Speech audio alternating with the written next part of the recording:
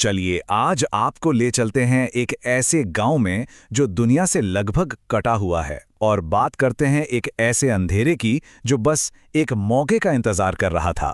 ये कहानी है उसी अंधेरे के जागने की। कहानी शुरू होती है एक साधारण से पोस्टमास्टर से। एक धुंध भरी रात में उसे अंदाजा भी नहीं था कि उसकी एक छोटी सी मामूली सी भूल एक ऐसे बुरे सपने को जगा देगी जिसकी कीमत शायद पूरे गांव को चुकानी पड़ेगी। तो मिलिए गिरधारी से, एक पोस्टमास्टर जिसका हाल ही में तबादला हुआ है एक बड़े ही सुनसान वीरान से गांव में। एक ऐसी जगह जहां कोहरा सिर्फ मौसम में नहीं बल्कि लोगों के दिलों में भी बसा हुआ लगता है। अब होता यह है कि एक रात गिरधारी के घर में चावल खत्म हो जाते हैं और भूख मिटाने के लिए जब वो बाहर निकलता है तो उसे सड़क किनारे एक अकेली गुमटी दिखती है। उस घने अंधेरे में वो टिमटिमाती रोशनी उसे अपनी ओर ऐसे खींचती है जैसे कोई पतंगा आग की तरफ खींचा चला जाता है।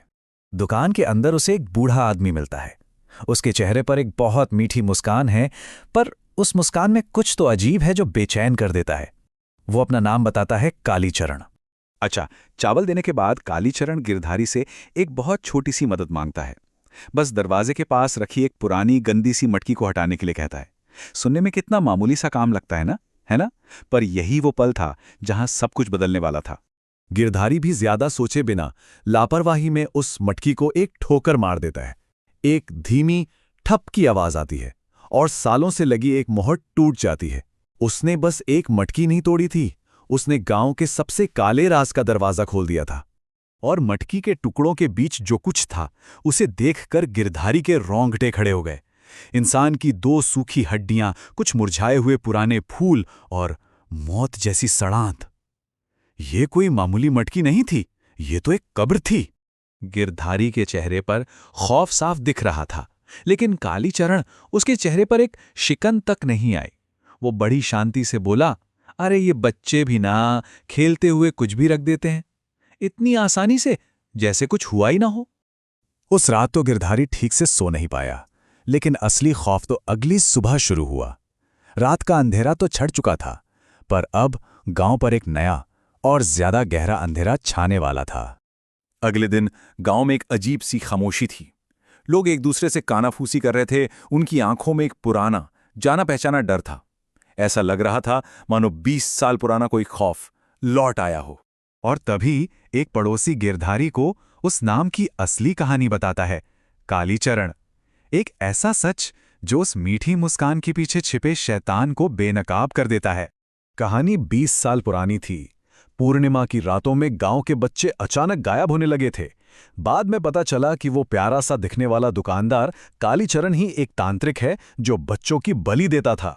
गुस्साई भीड़ ने उसे मार तो डाला, पर उसकी बुरी आत्मा को एक सन्यासी ने एक मटकी में कैद कर दिया था, हमेशा के लिए।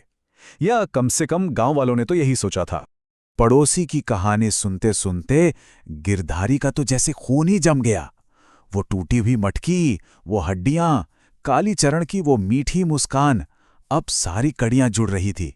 उसे एहसास हो गया था कि उसने अनजाने में कितनी बड़ी गलती कर दी है। वो मीठी मुस्कान, वो विनम्रता से मदद मांगना, सब कुछ एक सोची समझी चाल थी। उसे धोखा दिया गया था ताकि वो उस बुरी आत्मा को आजाद कर सके। और कालीचरण ने भी अपनी वापसी का ऐलान करने में जरा भी देर नहीं लगाई। उसने गांव के एक साइकिल सवार पर हमला किया, पर उसे जान से नहीं मारा। उसे जिंदा छोड़ दिया, एक पैगाम के साथ, जाकर गांव को बता दो मैं वापस आ गया हूं। अब अपराध बोध का बोझ गिरधारी से सहा नहीं जा रहा था। वो समझ गया था कि ये डर, ये खतरा सब उसी की वजह से फैला है। अब छिपने का कोई फायदा नहीं था, उसे सच बताना ही था। जब सारे रास्ते बंद हो गए तो उम्मीद की बस एक ही किरण बची थी। गांव वाले अपनी आखिरी उम्मीद लेकर उसी बूढ़े सन्यासी के पास पहुंचे जिसने 20 साल पहले कालीचरण को कैद किया था। और सन्यासी ने जो हल बताया वो बहुत खतरनाक था। उसने कहा कि इस बार चारा खुद गिरधारी को ही बनना पड़ेगा, क्योंकि कालीचरण उसी पर भरोसा करेगा जिसने उसे आजाद किया है। मतलब जो इस समस्या की वजह था, अब उसे ही इसके समाधान की चाबी बनना था। योजना बिल्कुल साफ थी और उतनी ही खतरनाक भी। अमावस्या की रात को गिरधारी को दुकान में जाकर कालीचरण का ध्यान भटकाना था। इसी बीच सन्यासी बाहर एक बंधन चक्र तैयार करेगा और इशारा मिलते ही गिरधारी को एक पल में वहां से भागना होगा, जिसके बाद अंतिम अनुष्ठान शुरू होगा। एक भी चूक का मतलब था सबकी मौत। तो बस अमावस की वो काली रात आ ही गई। हवा में एक अजीब सा डर घुला हुआ था। अब वक्त था गिरधारी का, उस दानव का सामना करने का जिसे उसी ने इस दुनिया में वापस बुलाया था। जैसे ही सन्यासी ने अपना जाल बिछाया, कालीचरण का वो दोस्ताना निकाब उतर गया। वो मीठी मुस्कान एक हैवान की चीख में बदल गई और दुकान की जगह एक जीता जागता नरक दिखने लगा। गिरधारी के बाहर निकलते ही सन्यासी और गांव वालों ने मंत्र पढ़ने शुरू कर दिए और देखते ही देखते पूरी दुकान जादुई आग की लपटों में घिर गई। कालीचरण की चीखें धीरे धीरे उसी आग में विलीन हो गईं। लेकिन इस बार सन्यासी कोई गलती नहीं करना चाहता था। उसने कालीचरण के बचे खुचे अवशेषों को एक नई मटकी में कैद किया और उसे जमीन में दफनाकर उस पर एक बरगद का पौधा लगा दिया।